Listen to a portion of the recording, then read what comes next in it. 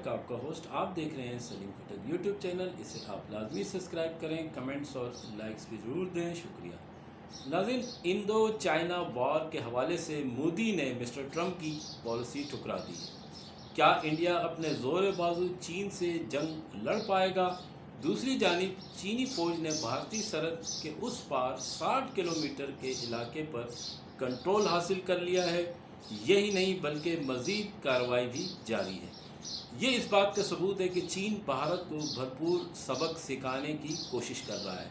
जबकि भारतीय मीडिया ने एक और अहम इंकशाफ किया है कि पाकिस्तान ने भारत के ख़िलाफ़ फ़ौज सरहद पर उतार दी है।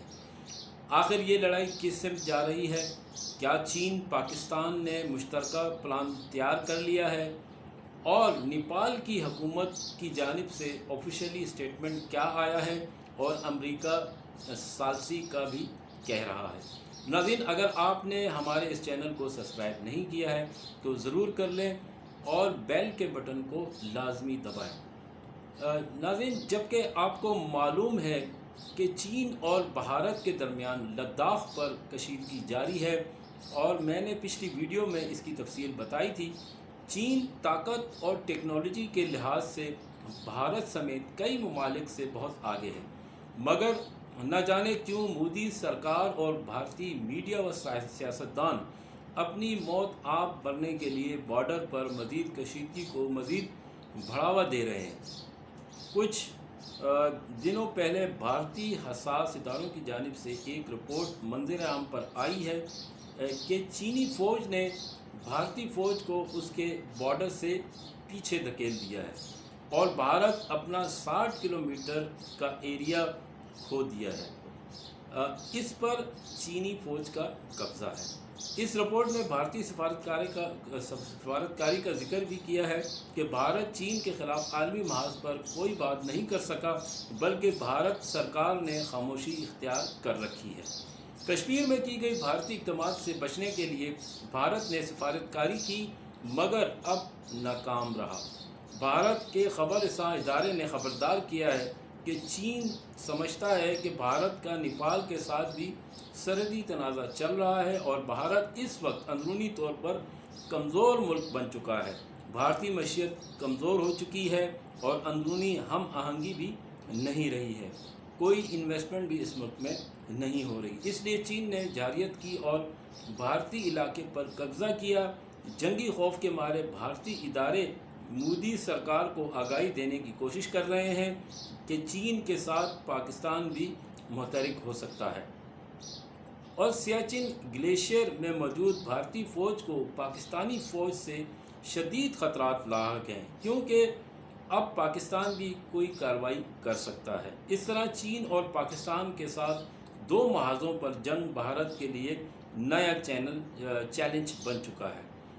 इंडियन माहिरीन कहते हैं कि लद्दाख में जवाबी कार्रवाई के लिए मोदी और उनके मुशीर अजीत डोवाल बहानेबाजी कर रहे हैं और वो जानते हैं कि चीन से पंगा किसी बड़ी मुसीबत को दावत देने के मुतरादिफ होगा। अंदर की ख़बर यह है कि चीन ने नेपाल हुकूमत से मिलकर एक मुश्तरका प्लानिंग की है, जिसके तहत चाइना ने दुनिया की सबसे ऊंची चोटी माउंट एवरेस्ट पर भी फ़ौज लगा दी है और ये महाज दुश्मन के ख़िलाफ़ बड़े मौसर अंदाज से भी इस्तेमाल किया जा सकता है।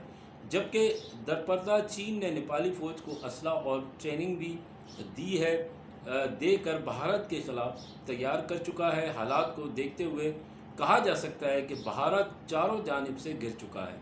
ख़ुद भारत के मोतबर ज़राए कह रहे हैं कि लद्दाख पर भारत को चीन ने नाको चने चबवा दिए हैं और मुतअद्दिद भारतीय फ़ौजी गिरफ़्तार, और जबकि अक्सर फ़ौजी भाग कर जान बचाई है।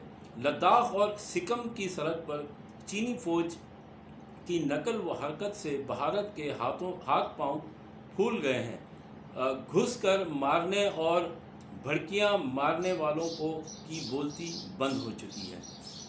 उनकी गीदड़ भक्तियों वाली वीडियो आप ज़रूर देखें, जिसमें इंडियन मीडिया को एक इंटरव्यू में शेख रशीद साहब ने जो कहा وہ پورے پاکستانیوں کے دل انہوں نے جیت لیے ہیں۔ یہ ویڈیو آپ اس ویڈیو کے آخر میں ضرور دیکھیں ناظرین، اور اپنے کمنٹ سے بھی آگاہ کریں۔ جبکہ دوسری جانب نیپال کی جانب سے آفیشیلی اسٹیٹمنٹ بھی آ گئی ہے کہ اگر بھارت نے کسی جارحیت کی کوشش بھی کی تو محدود وسائل اور محدود فوج کے باوجود اس طرح کا بھارت کو سبق سکھائیں گے کہ بھارت ہمیشہ یاد رکھے گا۔ یہ باقاعدہ طور پر نیپال کی طرف سے دھمکی دی گئی ہے بھارت کو۔ ان کی زمین نیپال کی زمین پر ایک روڈ کا مسئلہ ہے جس کی کنسٹرکشن ہو رہی ہے۔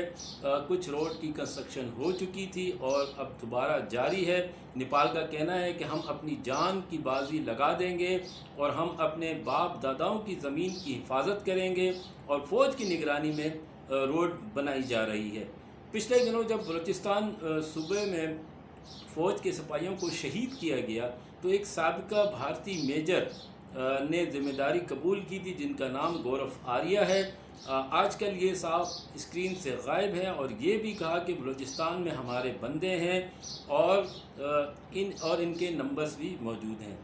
یہ پاکستان کے خلاف بکواس کرنے والا میجر گورف لداخ پر چینی افواج کے قبضے کے بعد سے لاپتہ ہیں۔ اب اس بزدل میجر کو سامنے آنا چاہیے اور چین کے خلاف بیان دینا چاہیے، تو پھر اس کی بہادری کا بھی پتہ چل جائے گا۔ بھارت کی معافی کو چین نے مسترد کر دیا ہے، جبکہ پاکستانی علاقے میں بھارتی ڈرون کو بھی مار گرایا ہے۔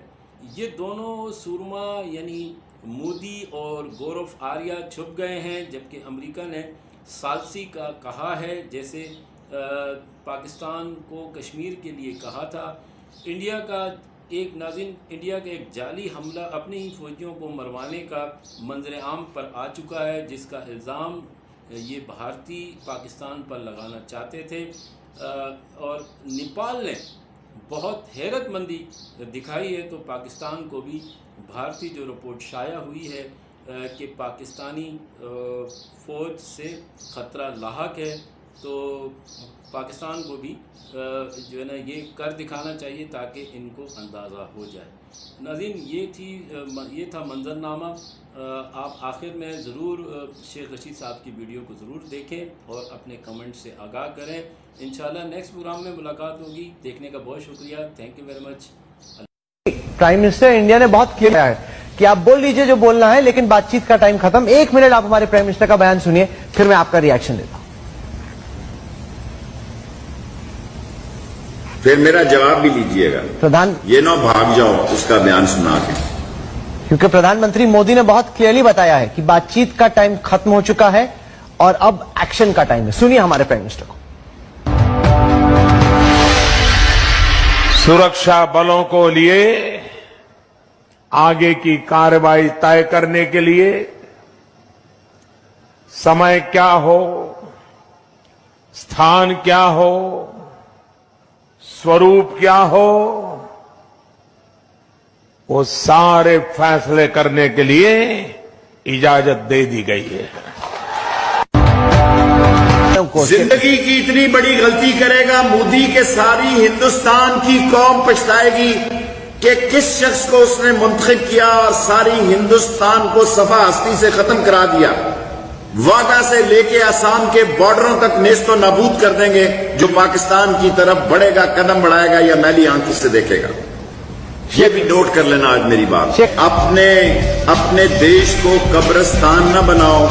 मोदी सरकार, वोटों की भूखी सरकार, अपने देश में वो आग जलाना चाहती है जिसमें सारा देश जल जाएगा।